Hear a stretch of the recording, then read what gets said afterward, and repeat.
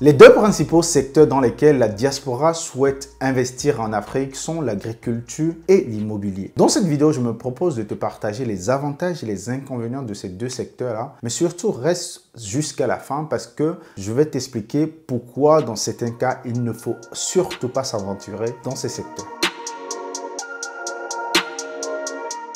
Salut à toi, je suis Ariel Agbodjogbe, entrepreneur en Afrique depuis quelques années maintenant. Sur cette chaîne, je parle de liberté financière et d'entrepreneuriat, principalement vers le continent africain. Si ce sont des thématiques qui te parlent, n'hésite absolument pas à t'abonner, mais surtout à activer la cloche de notification pour ne manquer aucune de mes vidéos hebdomadaires. Derrière cet effet, j'ai écrit un tout petit livret intitulé le MBA de l'investisseur africain. C'est un tout petit livret qui se lit très rapidement. Dedans, tu vas retrouver les compétences et les aptitudes que tu dois développer pour entreprendre sereinement sur le continent africain, mais également une feuille de route, un plan d'action concret que tu peux suivre pour entreprendre tes activités sur le continent. Mais en bonus, j'ai rajouté 10 idées très rentables que tu peux implémenter si tu débutes tes activités sur le continent. J'ai mis à jour le MBA de l'investisseur, j'ai rajouté un deuxième bonus qui est un plan d'affaires détaillé dans des business que je cite à l'intérieur de ce livret-là. C'est dans la barre de description, c'est totalement gratuit. Tu me dis à quelle adresse mail et je te l'envoie. S'il y a bien des secteurs dans lesquels la diaspora souhaite véritablement s'impliquer sur le continent africain, on va parler d'agriculture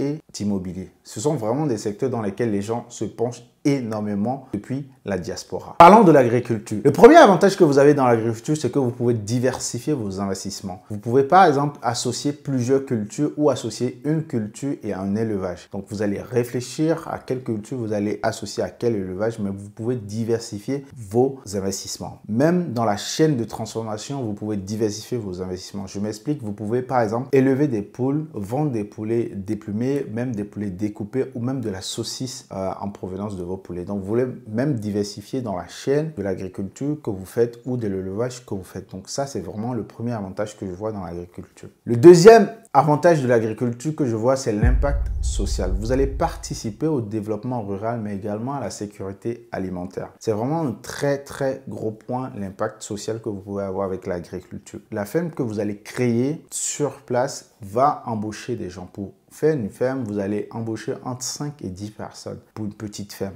disons. Ça a un réel impact sur l'emploi des gens et vous allez participer à la sécurité alimentaire en produisant et en aidant les gens à consommer ce qu'on produit localement. Donc, c'est clairement un investissement qui a un fort impact social. Les inconvénients de l'agriculture à distance. Le premier inconvénient, c'est la gestion logistique, mais également dans la gestion des gens au quotidien. Donc, vous allez avoir des personnes qui vont aller chercher vos intrants, peut-être vos semences. Donc, vraiment, la gestion au quotidien est très lourde. Donc, si vous gérez ce business à distance, ça va être quelque chose qui va être un vrai inconvénient pour vous. Donc, pensez vraiment à la logistique, pensez vraiment à comment vous pouvez gérer ça au quotidien. Ça va être vraiment un challenge pour vous de le gérer à distance. Le deuxième inconvénient que vous allez avoir, c'est que vous allez être impacté par des facteurs externes. Par exemple, la météo ou même la fluctuation du marché. Ce sont des facteurs externes qui ne vous concernent pas, mais qui vont vous impacter. Je prends par exemple la fluctuation du marché. Un coup, les intras vont monter parce que c'est la guerre en Ukraine ou bien c'est la guerre dans tel pays. Un coup, c'est dans le pays, il n'a pas plu et vous allez avoir des soucis.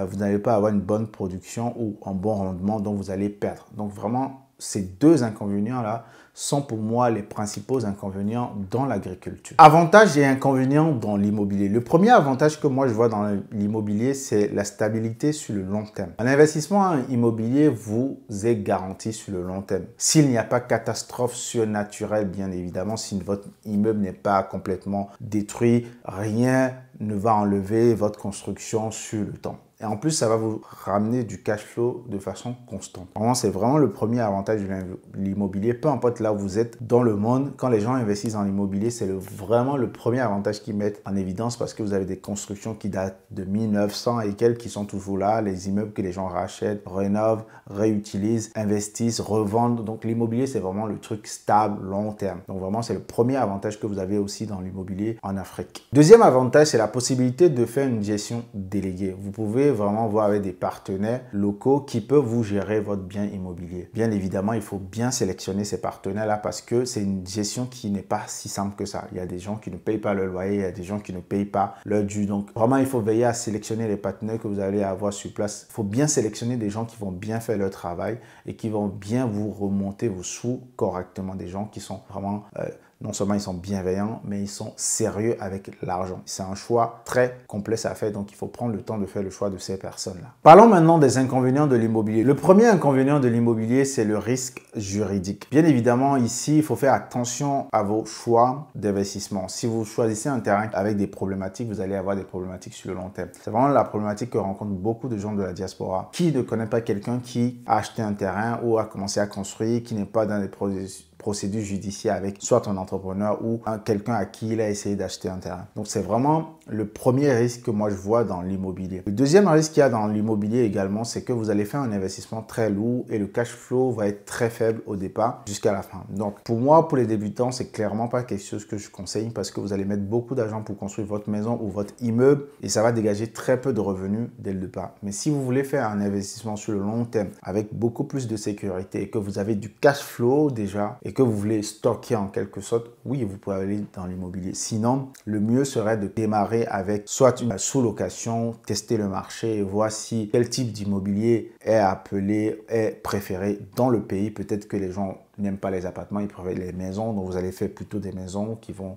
louer ou acheter chez vous. Peut-être que les gens préfèrent les appartements plutôt, donc vous allez en faire. Donc, il faut tester si vous êtes débutant avec de faibles investissements parce que l'immobilier demande beaucoup d'investissement, de l'investissement très lourd. Voilà les deux secteurs dans lesquels la diaspora souhaite investir en Afrique. Mais moi, je voudrais dire finalement dans quel secteur vous pouvez investir. Alors, plutôt immobilier ou agriculture. Mais en réalité, ça va dépendre vraiment de votre personnalité. Qui vous êtes et qu'est-ce que vous avez envie de faire sur le long terme. Votre vision également et vos moyens. Donc, votre personnalité, pourquoi? Parce que est-ce que vous êtes quelqu'un qui rentre très souvent en Afrique? Si ce n'est pas le cas, l'immobilier, c'est beaucoup plus pour vous parce que vous allez pouvoir déléguer. Est-ce que vous êtes quelqu'un qui rentre très souvent? Si c'est le cas, peut-être l'agriculture peut être fait pour vous parce que vous aimez bien l'agriculture, vous aimez bien la terre, vous aimez bien la culture, vous aimez bien vous documenter sur un certain nombre de choses. L'agriculture peut être faite pour vous. Ensuite, quelle est votre vision sur le long terme? Qu'est-ce que vous voulez faire? Vous voulez stocker de l'argent et le mettre sur le long terme, par exemple, pour payer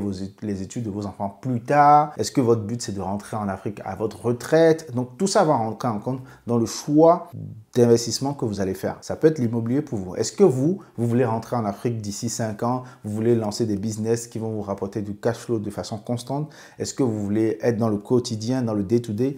Vous allez aussi dans l'agriculture. Là, vous allez avoir vraiment du challenge au quotidien. Si vous voulez vraiment entreprendre et aller rentrer très souvent, l'agriculture peut être un secteur dans lequel vous pouvez aller. Mais ce n'est pas le genre de secteur que vous allez gérer comme l'immobilier. Donc, finalement, vous allez remarquer que le choix du secteur n'est pas si évident que ça. Ça va dépendre de votre personnalité, de votre vision à long terme et surtout de vos finances. Parce qu'en agriculture, vous pouvez démarrer petit. En immobilier aussi, si vous faites de la sous-location, des choses comme ça, mais très vite, vous allez être rattrapé avec beaucoup d'investissements, des investissements très lourds. Même en agriculture, mais en agriculture, a ceci comme avantage que vous pouvez commencer à avoir des cash flows qui vont vous permettre de croître, même si c'est à une vitesse pas très folle, mais de croître tout doucement. Dites-moi, vous, ce que vous pensez de l'agriculture et l'élevage dans les commentaires et quel choix vous faites pour vos investissements sur le continent africain. Je suis curieux de connaître vos différents choix, donc dites-moi dans les commentaires. Je suis très curieux de lire et de commenter avec vous dans la section commentaires. À la prochaine vidéo. Ciao, ciao.